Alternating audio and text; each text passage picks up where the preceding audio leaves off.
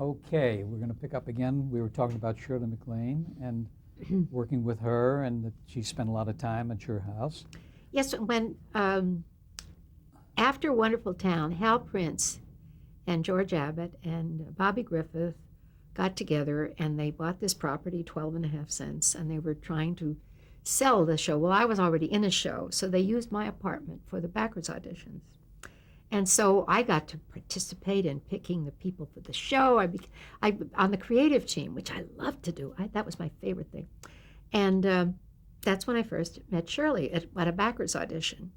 And then when it went on to the next thing, you were allowed to put money in the show, the next show. And that paid. But I knew Shirley all those years. And she was out here before we were, but she'd been on the television show, been to our house, whatever. And she and Ernie just got along famously. She was funny, and she'd just come in. Can I come over now? Sure, come over. Whatever you're doing, whatever. She was just part of it. And Shirley sometimes, I couldn't stand what she was wearing. When I used to give her stuff, I'd say, no, but it was, she just didn't care. And I remember one time when doing the Dinah Shore show, it was before, I think they were still making the clothes there, but anything that I bought for myself was figured so that you couldn't sit down in it, because if you couldn't sit down in it, that meant that it was a costume and you couldn't use it for going out for coffee with people. It was strictly a costume, so you could deduct it. Everything that I ever put on my back was deducted, because I was also part of starting the Designers Guild. But I'll never forget the one time that I never forgave this man. It was a new business manager out here, and he said, you've got all of these clothes. Now, you actresses, you're all alike. You've just got to give these away to charity and take a deduction. I said, oh, I can't do that. I just can't. I knew what they were. I can't do it. He talked me into it, and I put 2 Charles Jameses. I don't know how to explain it. It was like 2 Monets. And you know that they went to the place, and the kids cut them up for doll clothes. And those dresses are $30,000, $35,000 each now. And at the time, I was just an actress, so I was not supposed to have an opinion or a brain or. But you saved so many dresses, 2,000 dresses. What was behind that? Did you know that someday? No, I knew what they were. I knew. My mother, when I was about 8 years old, my grandmother was teaching me to sew, and I remember hearing on the radio about Wallace Simpson, and my mother was all upset, that trashy woman and all that stuff. But I remembered that it's that somewhere, all I wanted to know, what her wedding dress was by Mambochet. And at 8 years old, I wanted to know who Mambochet was. So that when he did the costumes for Wonderful Town, I thought I died and gone to heaven. I was not impressed by any of the movie people. I was only impressed by Mambochet, Leonard Bernstein, who had just been to Juilliard, and Lehman Engel, the conductor, who wrote my Baroque music book. I didn't care about Hollywood. I was terribly impressed by these people, but maybe more by Mambochet than anyone else. And to go to his salon, and I always talked my way into the cutting room to see what they were doing. And then I began to use his stuff, but he didn't want me to use his things on television. He did not want everybody copying them. So that if I had to go on television, I would have to call him and say, may I wear the black number 370 that you made for me? Yes. So I guess one day you'll put those in a museum, won't Yeah, you? they will. The Fashion Institute, a couple of museums, but it's such a statement about when I could do a cocktail party for a movie with 50 designer cocktail dresses and have them all different and be all designers, because that's all we wore. But then the other things, my working clothes, they were always done by the best people I could get. And You always look so beautiful. well, they're everything that you've ever seen me in. There's very little. There was one thing made in Paris that I couldn't get. It was a coke feather thing, and she said, no, somebody bought it. And I bought everything else in the picture that she had. There's some of it's not worn. There was a gold beaded dress that they were melting in the 70s. It was made of real gold, but I have it. It's in a box. It's put away. Was that the And- movie with Anne Margaret? and Margaret. Yeah. But it was Helen Rose. And then I had her do some of my commercials and do the things. But finally, in the 70s, I said, well, if whoever has it wants to sell it, I want to. Somebody came and I bought it for about $1,000. And it's a dress that is coke feathers that was worn by Lana Turner in The Bad and the Beautiful. And it's, I wore it. And then in the Kovacs movie, as Mae West, I wore it again. So this dress has a life of its own. What a history. Now, in the 60s, you continued doing television, of course, even though you had done the movie, and you did a U.S. Steel Hour, as I recall, called The American Cowboy. Oh, yes, that was with Wally Cox. Mr. Peepers. Mr. Peepers. He was Mr. the Peepers. funniest little man. Tell us I ever about met. that. Oh, he experience. He was a character. And one day I said, Edie, can I borrow your keys? I said, what for? I said, well, I do welding. I want to do something to your keys. And I said, what? He said, you'll like it. So I got one set of keys. I gave it to him. And he got them. And they were like, there was a circle here. He had them all welded together. And he had the key sticking out like a sunburst of all the keys. He had it welded on a thing. He said that Marlon liked it so much that he thought I'd like it too. He was a cute guy. That was the strangest friendship between he and Marlon. Mm-hmm. He was a funny little man. He was Yeah. very, very bright and very funny. And he knew, and he was very funny man. Of course, I know about him through David Swift, who you worked with. Oh, yes. Uh-huh. And right. was Ernie in Under the Yum? No, you were in No, Under the Yum Yum Tree. After the U.S. Steel Hour, you did the last episode of The Lucy Show. Tell us about that. Oh, boy. 1960. How did that come about? Well, I don't know. We were out here, and it was Ernie, and they had some, because the writing on that show was amazing. When we would do comedy shows, it would be Ernie does bit with whatever. We had to figure out what to do or figure whatever. But those writers, if she had to light her nose, it was written down in, how to do it. Because Lucy was not she was brilliant in what she did, but she was not like a natural I'm used to working with comics who used to like to keep the air and everything so that they'll be up and whatever. But Lucy was a stickler. She was just, and I remember that in Desi's book, I didn't realize it, she had done a lot of small parts in movies, but no really heavy comedy.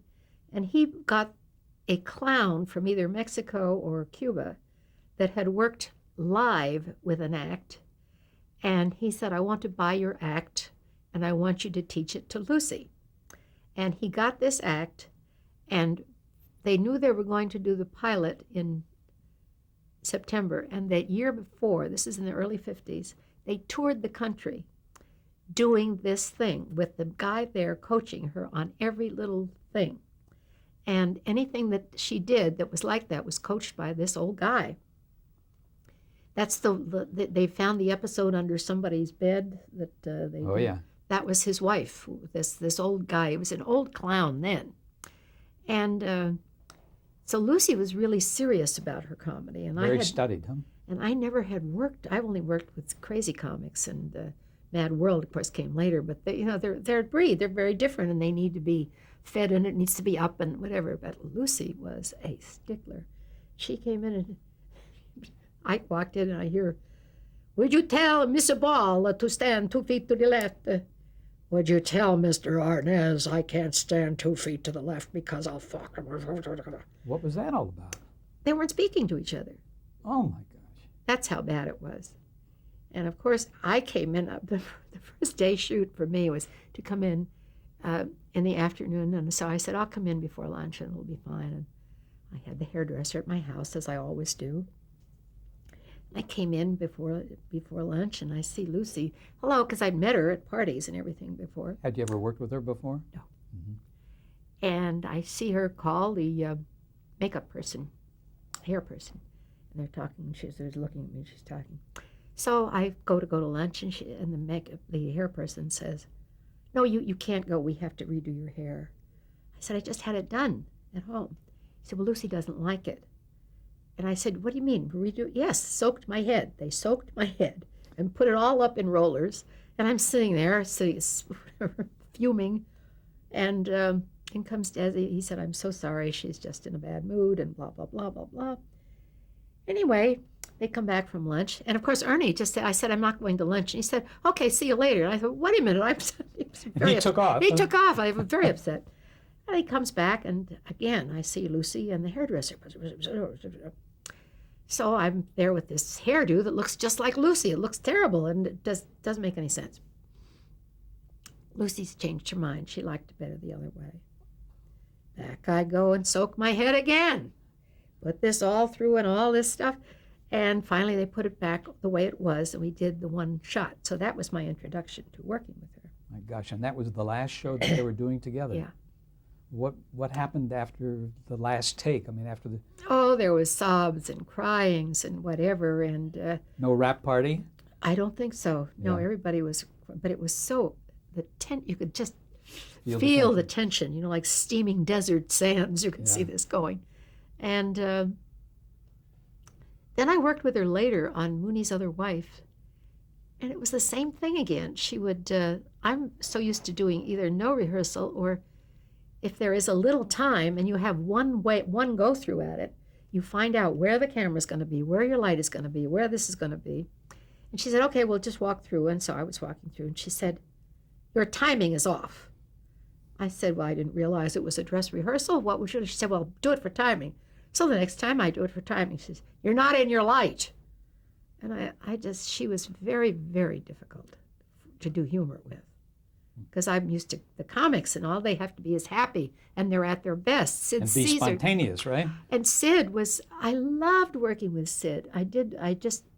They just sent me the one show that we did together, and Sid Caesar. yes. Oh, Sid Caesar, he was brilliant.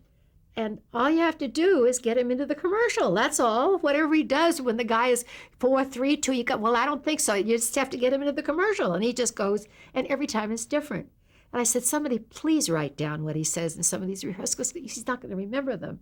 And if he didn't, he'd think of something better. He's the most amazing guy to work with. I mean, it's like like Kovacs would do that, but what I did for the two of them doesn't come up too much anymore in comedy. Now, you made another pilot, this one for ABC, called The Edie Adams Show, of course, and was also known, I think, as Desk Space. Do you remember that show? A pilot that you made? Now, wait a minute. What was the date on that? 1961. I don't have anything more. I don't know. Are you sure it's not 1962? Could be. Because this is the show that never shows up. This is the mysterious show that isn't anywhere. Okay. And it's called start with the Edie Adams Show, which is in 1963.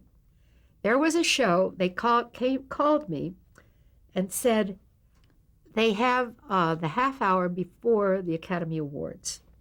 Would I like to do a fashion show? And quickly thinking, I said, "Will there be an orchestra?" Yes. I said, "Can I sing a song or two?" They said, "Oh, yes, of course." So by the next time that they came back to me, I had worked with the guy. We blocked out the whole half hour, wall to wall music, Kurt Weill songs, all kinds. It was just great. And it was wall-to-wall music. The music didn't stop. There was very little dialogue, and it was but it was a beginning and a middle and an end. And out came the agency. "She's singing a goddamn German song." It was Bilbao Moon, and Andy Williams had a record, so I just sang it in German and sang it in the other. And I had Lottie Lenya coach me. I didn't mess around. We did this correctly. And had Andre Previn on, because he could do the Gershwin. I did a Gershwin vocally, so it was my arrangement that I had done and whatever. And I thought it was terrific. And they signed me on. That's where all these shows, it's called the Here's Edie Show, and I defy you to find it anywhere. Got the best reviews, had no audience because we were on at 10:30 at night, half an hour. But I had the best musicians, and I would always have them on Sunday. I didn't, ABC's equipment was always falling apart, so I did it over at NBC, where I knew everybody. And I would tell Al Lappin, the contractor, get me the best guys, the studio guys. Do it on Sunday, and everybody's saying they were over no, it's too much money. I said, no, we don't have to rehearse with those guys. We just run it down once.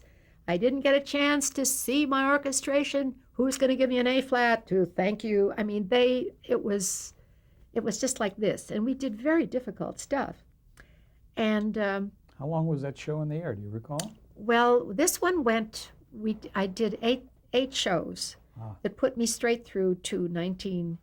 We did the April, then we did September in New York, and I didn't have a budget, so I got all the jazz guys. Duke Ellington. I went to New York to do the Duke Ellington show, and I looked at it, and I'll stand by the music, and I'll stand by what we put together.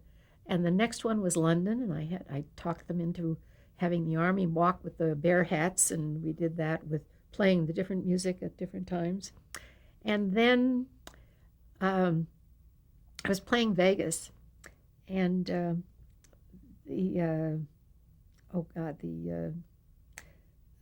Brazilian Stan Getz. Stan Getz was a guest, and we did that, and we put on a choir and did Carmen Burana. They wouldn't dare, it's a very, very. I knew they wouldn't look it up, but it's very exotic kind of music. They didn't look it up, and they said, "How'd you get it on?" I said, "I just put it down as the choir was going to sing a number." And but did they have to clear it and go through all that? Yes, but they didn't know. They didn't know what it was. Carmen Burana was very exotic and very, but it was great. I loved it. And then we did a love show. I took love, self-love, whatever, and that one was the best. That was really, and it was all wall-to-wall music. But I had just the guy and I would go through this, and there were very, very little words. Oh, on the first one, it was all done. The music was done. Everything was taped. Everything was done. And they had to go, and we had to do just one last thing for the day. And the agency and the sponsor said, "Well, who wrote it?" I said, "I did." No, who wrote it? I said, "I did. There was nobody else." And the producer wasn't there because Stevie Guide asked him what I was singing, and what I was singing was a vocalese of Gershwin that had 8 bars of da da da da da da da. My man's gone now. He said, "She's singing My Man's Gone Now." So he was off before we started. He was back to New York. His name is on it, but it was me. That's just me. Now wait till the ladies are going to love this. They said, "Well, who wrote it?" "Well, you have to get a writer." I said, "But it's all done. There's nothing." "No, you have to have a writer." So they called up like Central Casting, "Send me a writer." Some guy came over. I don't know his name is on the show. And he never said a thing. All I said was thank you and good night. And it was all done. And guess who got the nomination for writing? This mystery fellow. Because you were doing all the writing yourself. Yes, but see, women weren't supposed to do that in those days. And you were producing as well. Absolutely. Yeah. And you didn't dare say it because we all talked like this, like Jackie Kennedy. Yeah. And this is the White House, and it's the Blue Room. I look at these shows, I said, "God, is that me? What was I doing?" But that's what you had to do in those days. As the dumb blonde, I sat in on more executive meetings because I was a chair. And sometimes I would say, I'd have to explain what was going on, and I had to be total airhead. If you weren't an airhead, that you were never asked to go along to these business dinners. They were threatened by it, weren't Absolutely. they? Yeah. But if you were I sat in Ernie's office once because my hair kept getting lighter and lighter and lighter because I was doing Maryland. I was sitting there in a chair, and in came David Bigelman. From Columbia. And his alter ego, Freddie Fields. Freddie Fields. I have since found that in those days, I didn't know they were just somebody that was booking the show. They were our agents. Well, that's right. They were in the management business. But I found out later that what they used to do was they both book a flight, coach, from New York to L.A. And the first one who could talk himself into first class had to pay for both flights. That's their MO, no matter what they're doing. And these two are there double booking on the show. They're in Ernie's desk looking through his things. No, we got to give him this to, well, he won't. Like I was not like a chair. And I said, Ernie, those two guys are in there. He said, oh, no. I said, call up Marty Kummer. He will tell you. And he was. They were doing, but they did everything creative like that. But some of us knew them longer. I want to clarify that we're talking about your series, Here's Edie. Yeah. I didn't want to confuse it with another pilot. And that you did all over the world, you said. Like, did you do it in London, did you say? Yeah, London, and I was going on to Salzburg. But at that point, Ernie's mother had me back in court because I don't know what I was doing, taking all her money or something. I don't remember what it was. There was no money anywhere. Because this was right after Ernie's accident. Yeah. Mm-hmm. And that was January 12th, 1962. Mm-hmm. I don't want to get into the details on it, but let's just talk briefly about what happened to your life after that happened. I mean, what was... Well, that trip across the continent was the biggest one I ever took. It wasn't just out of my territory, Broadway, but I came on one flight I became wife of. And it was nice and whatever, but that's one thing. I was never a great cook or a great housekeeper. I was always there on with the time. If something had to be timed, I had to do all of that stuff. And I don't know. I was pregnant and still went back doing stuff, but the Hollywood community I felt was not for me. I always felt I was going to go right back to New York, and I've had lots of chance in the last, 45 or Yes. 50 years. And I'm totally, this is where I live. This is where I make my living. I'm very happy to be out here, but it wasn't always the same. And So you did decide to stay here after oh, Ernie's yes, death. yes. And Yeah. I could have moved anywhere. Mm-hmm. How did Jack Lemmon and all those people react after... Oh, everybody was After Ernie's wonderful. passing. They just didn't know what, it was so unexpected and so, he was just, he whatever he did, said he was going to do this, and it seemed outrageous, but he'd do it, and everything always seemed to be fine. He was here 1 minute with you, and the next minute he was gone. Yeah. And you were at a party, you were at a dinner party at the Wilders? Mm-hmm. And he came from the studio with the big car, the big old Rolls, and I had the little Corvair. Corvair that they don't make anymore. And came time to go, and he said, you take the big car because it's raining. And the thing that I'll never forget is, what's his name? The guy he called me up, the guy that's always after everybody, and he wanted me to sue Corvair because I didn't know what happened. We found out that Nader. Ralph Nader? Ralph Nader called me, and I had the first wife suing me, and everybody and I said, no, I don't know what you're talking about. He said, well, then later on he said something, you wouldn't sue them. And I said, no, I couldn't. There was too much. I had to work and support 12 people and whatever. He said, I thought they paid you off. What? You mean that you were staying quiet Because they paid you? Some people are just very odd. That's strange. That's strange. Yeah. I just can't get over it. I never did like anything he did after that. Well, I mean, especially when you're in a period of mourning like that and being so emotionally upset. No, he was a terrier. He just got a hold. He said, aren't you going to? I said, no, I can't. Why not? And we did find out later, but it wasn't until like many years later that they found out that when it was wet, the front wheels left the ground or something, like and there was that, yeah. no steering. And they had a lot of lawsuits, too. Yeah. Yeah. You know, I just need to touch again on the fact that after Ernie died, you discovered that you were very, very much in debt.